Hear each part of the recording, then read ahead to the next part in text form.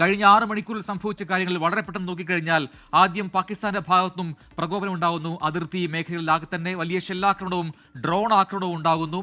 അത് കാത്തിരുന്ന അല്ലെങ്കിൽ വളരെ സസൂക്ഷ്മം നിരീക്ഷിച്ചുകൊണ്ടിരുന്ന ഇന്ത്യൻ സേനാ വിഭാഗങ്ങൾ അത് മനസ്സിലാക്കുകയും അത്തരം ശ്രമങ്ങളെ, ആ ആക്രമണ ശ്രമങ്ങളെ ആ ഘട്ടത്തിൽ തന്നെ തകർത്തെറിയുകയും ചെയ്യുന്ന കാഴ്ച നമ്മൾ കണ്ടു.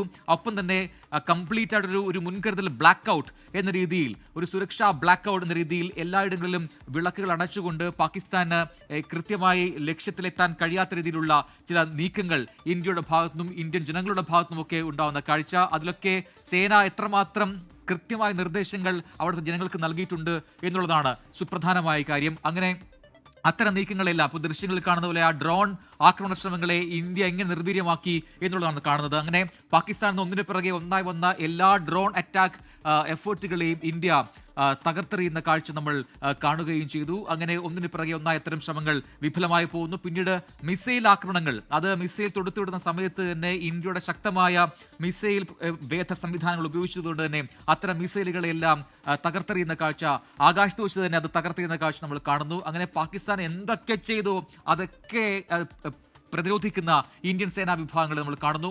മണിക്കൂറുകൾ കാത്തിരുന്നു പിന്നീട് വീണ്ടും പാകിസ്ഥാന്റെ ഭാഗത്തുനിന്നും ആക്രമണം ഉണ്ടാകുമോ എന്നുള്ളത്.